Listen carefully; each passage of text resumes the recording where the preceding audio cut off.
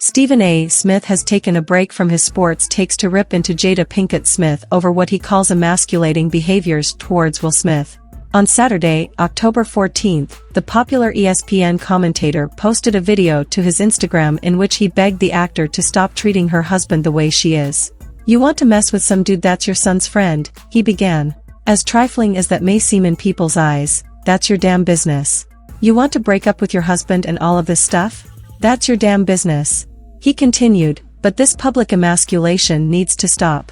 Jada, all you're doing is elevating the level of vitriol coming your way. Because it don't matter what you say. There's nothing you can say to a man to justify what you have done to Will Smith. Every time I see Jada Pinkett Smith talk about Will Smith, I cringe. We kings. We ain't here like to be treated like that."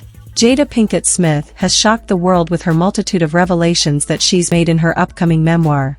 In an interview with Hoda Kotb of the Today Show, the actor revealed that she couldn't understand why the Fresh Prince called her his wife when they hadn't referred to one another in that way for years, which comes after she recently revealed they've actually been separated for 7 years. "First of all, I'm really shocked, because mind you, I'm not there. We haven't called each other husband and wife in a long time," she said. "I'm like, what is going on right now? Keep my wife's name out of your mouth? I'm really worried for Will because I don't know what's going on." She also clarified the eye roll that many saw before Smith marched up on stage and slapped Chris Rock wasn't her being offended by the joke he'd made. "I did that eye roll not so much for me, and I think this is really important, but the fact that there could be a jab at alopecia," she said.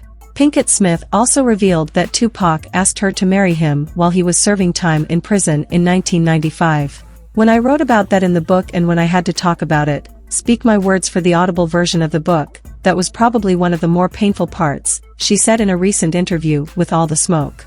Seeing him there, the condition that he was in and having to leave him there. He was in bad shape. And so, when he asked me to get married, he was at Rikers Island. I knew at that time that he needed somebody to do time with him, which I was gonna do anyway. He didn't have to marry me to do that. I'm here. He needed a rock. Because of our friendship and everything we had been through together, he just wanted to feel that solidified foundation." She continued, "I promise you, he would have married me and divorced me as soon as he got out of prison. He would have. I just think it was the mind state that he was in. He wrote me this long letter, and even before Pac went to jail, he was starting to shift in a certain manner. In a good way, really good.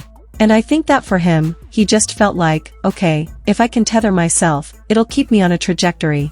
But trust me, he would have divorced me as soon as one thing he wouldn't want me as is a wife. I know that for a fact.